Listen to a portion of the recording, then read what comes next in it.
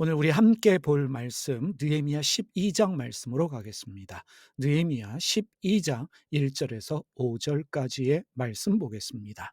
스알디엘의 아들 수룹바벨과 예수아를 따라서 함께 돌아온 제사장과 레위 사람들은 다음과 같다.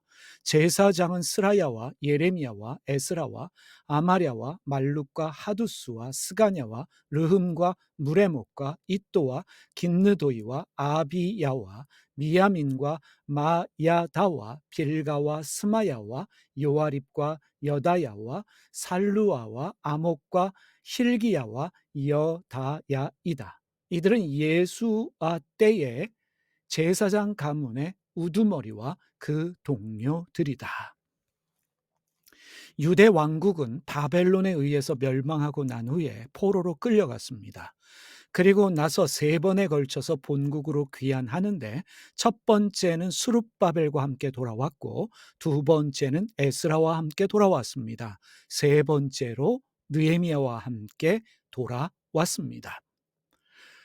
느헤미야 12장 말씀에 보면 여러 이름들이 기록되어 있습니다. 1절에서 7절까지는 1차 포로 귀환 때의 지도자였던 수룹바벨 시절의 제사장들의 명단입니다. 8절에서 11절은 레위인들의 명단이고 12절에서 21절까지는 대제사장 예수아의 아들 요야김 때의 제사장들의 명단이 나옵니다. 22절에서 26절까지는 그 외에 레위인들을 기록하고 있습니다. 그러면 질문해 보겠습니다. 느헤미야가 이들의 이름을 기록하고 있는 이유는 무엇일까요? 느헤미야는 이러한 믿음의 선배들이 있었기 때문에 오늘과 같이 예루살렘 성을 보수하고 예루살렘 성을 다시 재건하였다. 오늘 같은 역사가 있는 것은 믿음의 선배들의 헌신이 있었기 때문이다. 수룹바벨의 헌신, 에스라 때의 헌신이 있었기 때문에 이 모든 일들이 가능했다라고 사람들에게 말하고 있는 것입니다. 우리보다 앞서간 세대의 헌신과 수고가 있었기 때문에, 그들의 땀과 눈물이 있었기 때문에 오늘의 기쁨이 있다는 것을 사람들에게 알리고 있는 것입니다. 느헤미야는 유능한 지도자입니다. 뿐만 아니라 겸손한 지도자입니다. 수룹바벨과 함께 돌아온 백성들이 예루살렘 성을 다시 쌓으려고 했지만 사실상 실패했습니다. 에스라 때도 실패했습니다. 하지만 느헤미야 때 성공했습니다. 느헤미야가 이렇게 말할 수도 있습니다. 지나간 세대가 한 것이 무엇이냐? 지나간 세대는 실패했다. 지나간 세대는 포기했지만, 부흥도 보지 못하고 하나님께 순종하지도 못했지만 우리는 하나님의 역사를 이루었다, 우리는 해냈다라고 말하면서 자신의 교만을 드러낼 수도 있었습니다. 그런데 느헤미야는 그렇게 말하지 않았습니다. 비록 수룹바벨 때에는 성 쌓기를 실패했지만 그들의 헌신과 수고가 있었기 때문에, 에스라 때의 헌신과 수고가 있었기 때문에, 당시의 제사장들, 레위인들의 수고와 헌신이 있었기 때문에 오늘 우리가 성벽을 다시 쌓고 이 성을 다시 재건할 수 있었다 말하고 있습니다.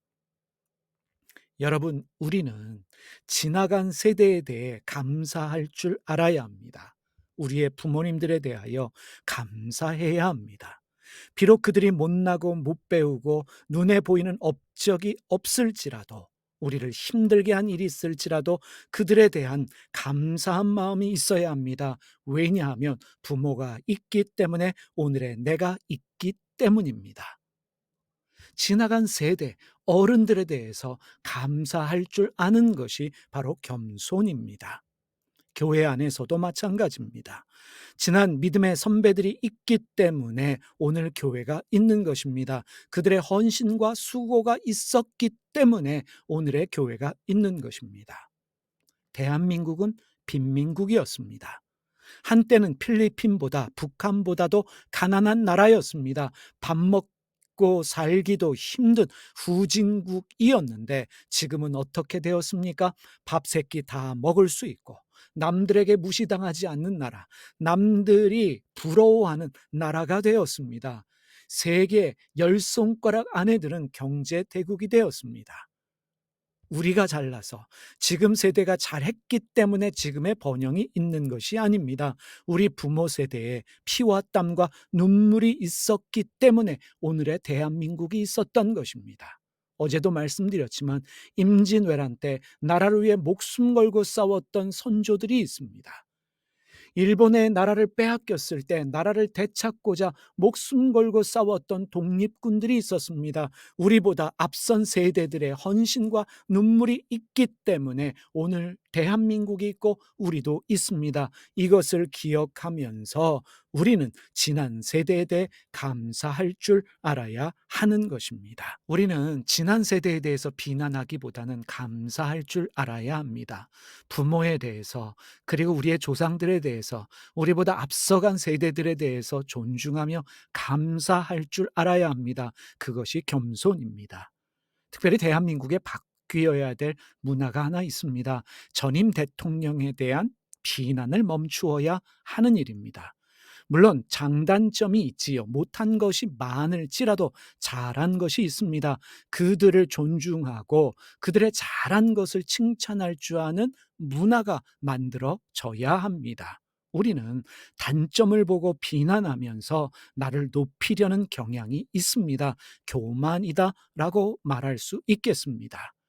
못한 것이 많을지라도 좋은 영향을 미친 것, 장점, 그리고 선한 일들을 기억하면서 감사할 줄 아는 것이 그리스도인이요 믿음의 사람의 본인 것입니다. 오늘도 여러분 감사하시기를 바랍니다.